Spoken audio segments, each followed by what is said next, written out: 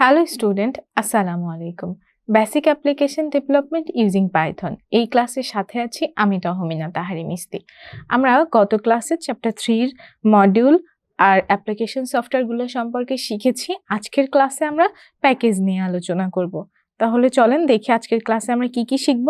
প্রথমে আমরা প্যাকেজের সম্পর্কে ডিটেলসে জেনে নিব যে প্যাকেজ কাকে বলে, প্যাকেজ মূলত কি, এটা শিখব। তারপর শিখব কিভাবে প্যাকেজ লিখতে হবে। এরপর আমরা প্যাকেজের গুরুত্ব সম্পর্কে জানবো এবং সবশেষে জানবো এই টপিক থেকে আমাদের সেমিস্টার ফাইনাল পরীক্ষা বা মিড টার্ম পরীক্ষায় কি ধরনের প্রশ্ন আসতে পারে। তাহলে চলেন আমরা মূল আলোচনায় চলে যাই। প্যাকেজ প্যাকেজ কথাটা শুনলেই প্রথমে আমাদের মাথায় কি আসে, যে কোনো কিছু কম্বিনেশন, তাই না? বা অনেকগুলো আইটেমকে আমরা একসাথে কি বলতে পারি, প্যাকেজ বলতে পারি। যখন আমরা কোনো রেস্টুরেন্টে যাই তখন প্যাকেজ অর্ডার করি, সেখানে বিভিন্ন ধরনের খাবারের সমন্বয়ে একটা প্যাকেজ তৈরি হয়, তাই না? আবার যখন আমরা শপিং মলে যাচ্ছি, কোনো একটা প্যাকেজ নিতে চাচ্ছি, সেখানে দেখা যাচ্ছে কয়েকটা আইটেম একসাথে করে আমাদেরকে একটা প্যাকেজ তৈরি করে দেয়। তার মানে প্যাকেজ বলতে মূলত আমরা কোনো কিছুর সমষ্টিকে বোঝাচ্ছি বা কয়েকটা জিনিসের একত্রে এক জায়গায় করে জমা করাকে আমরা মূলত প্যাকেজ বলছি, তাই না? পাইথনেও প্যাকেজটা ঠিক এমনই, কতগুলো মডিউলের সমষ্টি। দেখি কি বলা হয়েছে। প্রথমে এখানে আমরা একটা ইংরেজি ডেফিনিশন দেখি। Python module is nothing but a collection of Python functions, class আর ভেরিয়েবল। আমরা তো জানি যে পাইথনের মডিউলটা কি। পাইথনের মডিউল হচ্ছে পাইথনের কতগুলো ফাংশন, ক্লাস আর ভেরিয়েবলের একটা কালেকশন, তাই না? ঠিক তেমনই যে Python package is nothing but a collection of module.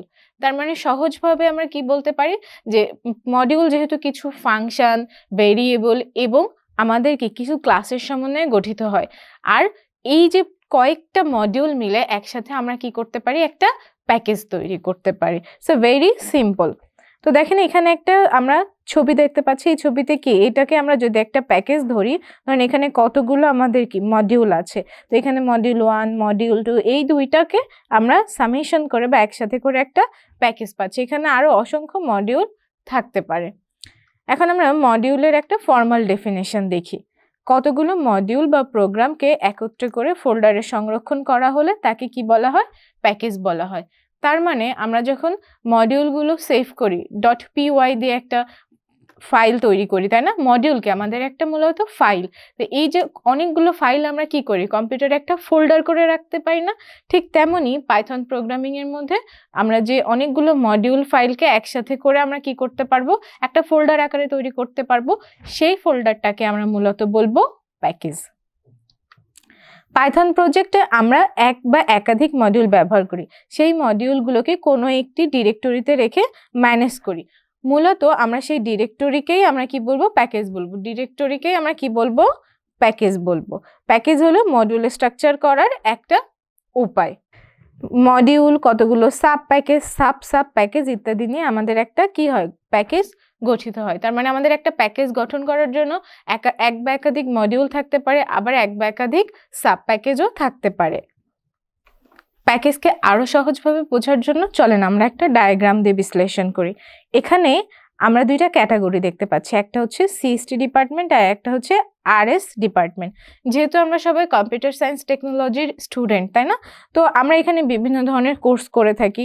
ধরে নিলাম সেটা পাইথন প্রোগ্রামিং, তারপরে data structure algorithm, database management system, এই ধরনের আমরা প্রোগ্রামগুলো করে থাকি। তো এই যে কোর্সগুলো আমরা পড়ে থাকি বা প্রোগ্রামগুলো কমপ্লিট করি, এই সবগুলোকে আমি এক একটা মডিউল বললাম। ধরেন মডিউল M1, তারপর এই যে ডেটা স্ট্রাকচার অ্যান্ড অ্যালগরিদম, এটাও .py। তো এটা আমাদের একটা পাইথনের ফাইল হলো, এটাকে আমরা বললাম মডিউল 2। আর এরপর শেষেরটাকে বললাম আমরা মডিউল 3। এই সবগুলোর সমন্বয়ে আমরা একটা কি করলাম, প্যাকেজ তৈরি করলাম। সেই প্যাকেজের নাম দিলাম আমরা কি, সিএসটি ডিপার্টমেন্ট। ঠিক আছে? ঠিক তেমনই আমরা সিএসটি ডিপার্টমেন্টের স্টুডেন্ট আমাদের আরএস এরও অনেক সাবজেক্ট পড়ে থাকি, তাই না? রিলেটেড সাবজেক্ট যেমন কি বাংলা পড়ি, ইংলিশ পড়ি, ম্যাথ পড়ি। তো এই সবগুলোকে আমরা আলাদা আলাদাভাবে এক একটা মডিউল হিসাবে কনসিডার করলাম। এটাও ধরেন আমার মডিউল 1, এটা আমার মডিউল 2 হতে পারে, এটা আমার মডিউল 3 হতে পারে। তো এইটাও আমার একটা আলাদা প্যাকেজ। ঠিক আছে? এটাকে আমি প্যাকেজ 1 বললাম, এটাকে আমি প্যাকেজ 2 বললাম। তো এই সবগুলো সাবজেক্ট আমরা মনে করেন যে একটা প্ল্যাটফর্মে শিখছি, সেই প্ল্যাটফর্মটার নাম কি হতে পারে? Way to engineer. আমরা ওয়ে টু ইঞ্জিনিয়ারের প্ল্যাটফর্মে এই যে ডিপার্টমেন্টাল যে সাবজেক্টগুলো আছে, নন ডিপার্টমেন্টাল সাবজেক্টগুলো আছে, এই সাবজেক্টগুলোর আমরা কোর্সগুলো পেতে পারি।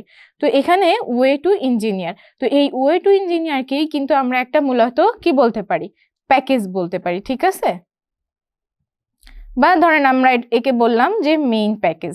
তো ওয়ে টু ইঞ্জিনিয়ার যদি আমাদের একটা মেইন প্যাকেজ হয়, তাহলে সিএসটি ডিপার্টমেন্টটা আমাদের হতে পারে কি? সাব প্যাকেজ, ঠিক আছে? সাব প্যাকেজ 1 বললাম, আর এই যে আরএস ডিপার্টমেন্টের এটা আমাদের কি হতে পারে? সাব প্যাকেজ 2 হতে পারে। তো এই ডায়াগ্রামটা দ্বারা আমরা কি বুঝতে পারলাম? যে আমরা অনেকগুলো মডিউলের সমন্বয়ে আমরা কি পেলাম? একটা প্যাকেজ তৈরি করতে পারি। সেই প্যাকেজের অনেকগুলো সমন্বয় আমাদের কি হতে পারে? আমাদের একটা মূল প্যাকেজ হতে পারে। যেই মূল প্যাকেজের আন্ডারে আমাদের যে প্যাকেজগুলো থাকবে সেগুলোকে আমরা সাব প্যাকেজ বলতে পারি।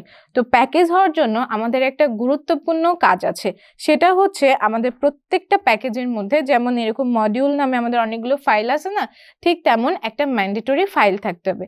সেই ফাইলটা হচ্ছে আন্ডারস্কোর ইন ইট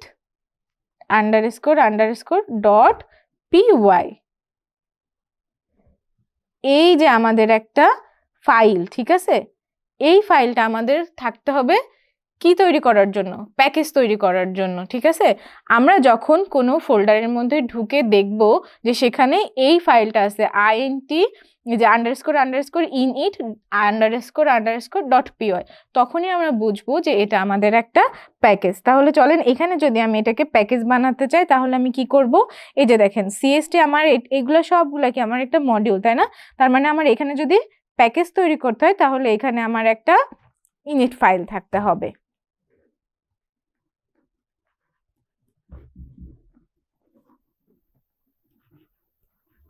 ঠিক তেমনি আমার এই পাশেও কি করতে হবে? আমার একটা ইনিট ফাইল থাকতে হবে। আমি ছবি আঁকিয়ে দেখিয়ে দিই, তাহলে আরো বুঝতে সুবিধা হবে।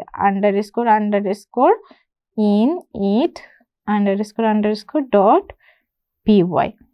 তাহলে এখানেও আমার কি একটা ইনিট ফাইল আছে, এখানেও আমার একটা __ইনিট ফাইল আছে। তার মানে এগুলো আমাদেরকে এখন একটা স্বয়ংসম্পূর্ণ, আমরা এটা দেখেই বলে দিতে পারবো যে এটা আমাদের একটা প্যাকেজ। এরপর দেখেন মূলত এখানে যখন আমরা ওয়ে টু ইঞ্জিনিয়ারকে একটা প্যাকেজ বলবো, তাহলে কি আমাদের সাব প্যাকেজে আসার আগেই শুরুতে আমাদের এখানে কি থাকতে হবে? আমাদের এখানে কিন্তু আরেকটা ফাইল থাকতে হবে। সেই ফাইলটা কি? সেই ফাইলটা হচ্ছে ইনিট ফাইল __in_it.py।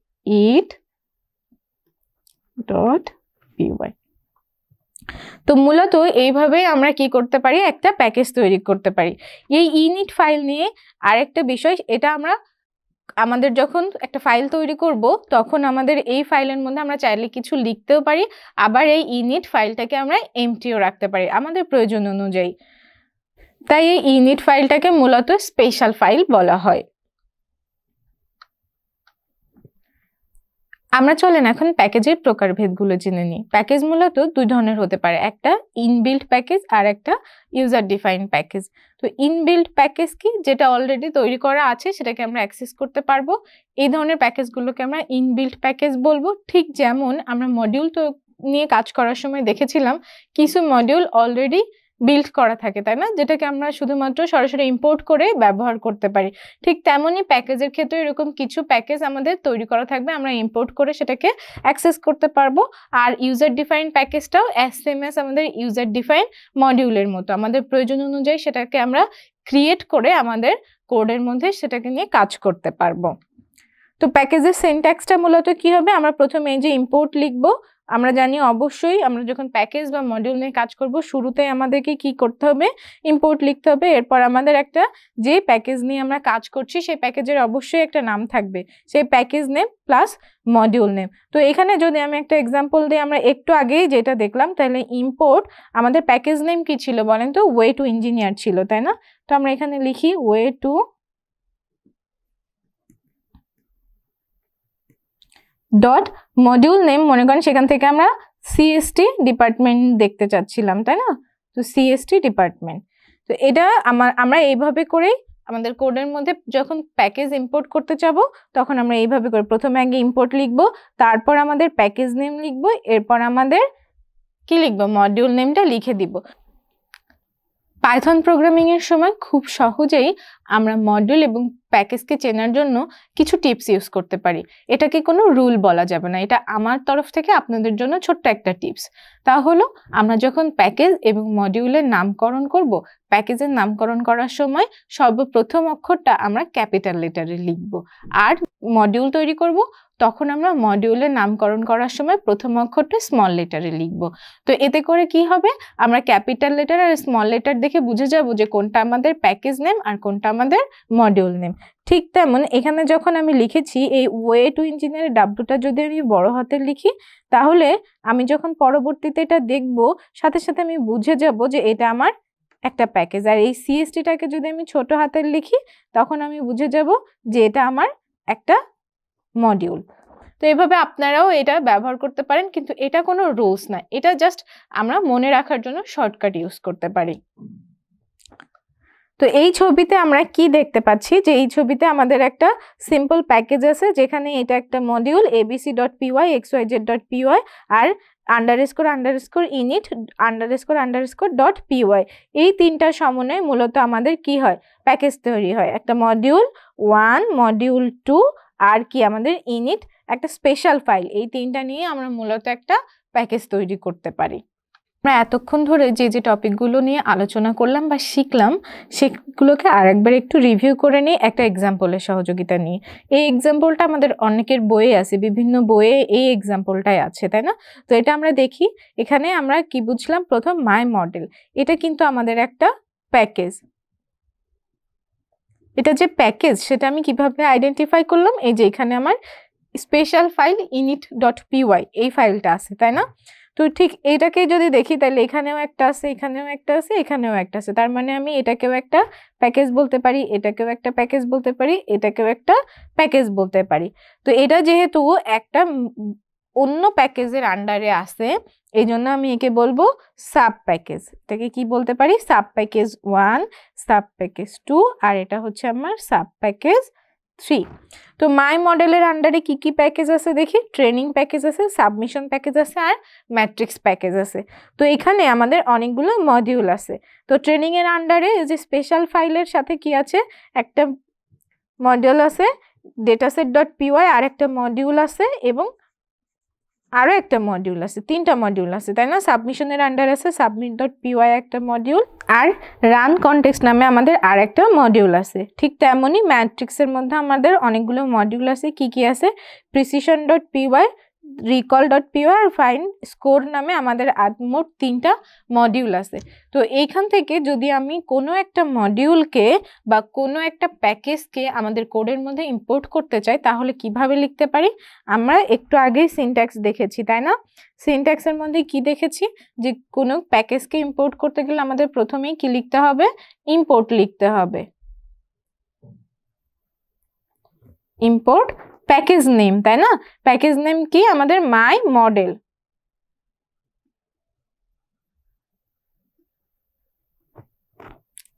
তো কি এটা আমাদের মাই মডেল। আমি এইভাবে কি করতে পারি, আমাদের পুরো প্যাকেজটাকে ইম্পোর্ট করতে পারি।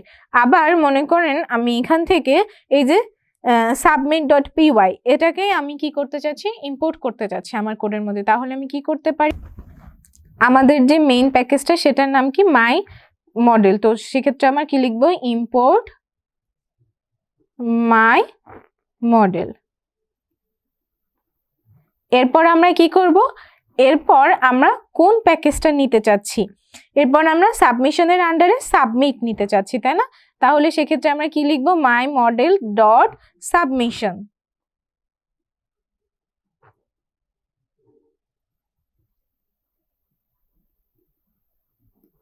ডট আমাদের কোন প্যাকেজটা নিতে চাচ্ছি, এটা প্যাকেজ না, এটা হচ্ছে আমাদের মডিউল, মডিউল নিতে চাচ্ছি, সাবমিট।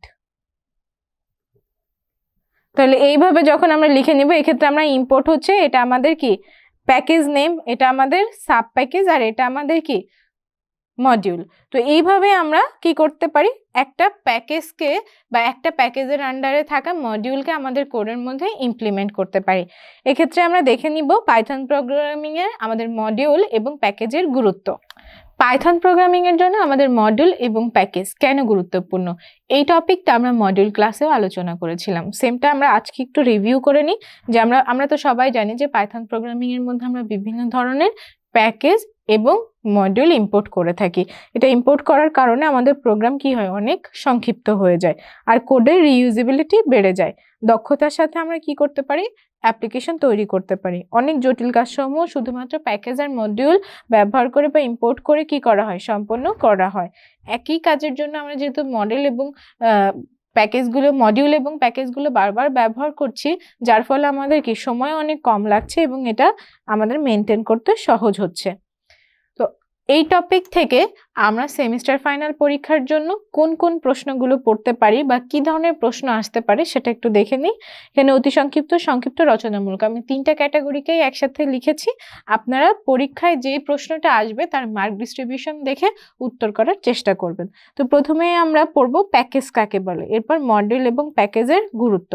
প্যাকেজ তৈরি করার সিনট্যাক্স উদাহরণ সহ লেখো। সেক্ষেত্রে আপনি কি করবেন, যে আমরা যে সিনট্যাক্সটা দেখলাম সেটা সহ একটা এক্সাম্পল দিয়ে দিবেন। এরপর প্যাকেজ তৈরি করে একটা প্রোগ্রাম লেখো। আমরা তো গত ক্লাসে দেখেছি যে কিভাবে মডিউল তৈরি করা যায়, সেটার সাথে একটা প্যাকেজ তৈরি করে আপনারা একটা প্রোগ্রাম লিখে দিবেন। আজকের ক্লাস এই পর্যন্তই। এই টপিক থেকে আপনাদের যদি কোনো প্রশ্ন থেকে থাকে আমাকে অবশ্যই কমেন্ট বক্সে জানাবেন। পরবর্তীতে দেখা হবে নতুন চ্যাপ্টার নিয়ে। ততক্ষণ সবাই সুস্থ থাকেন, ভালো থাকেন। আসসালামু আলাইকুম।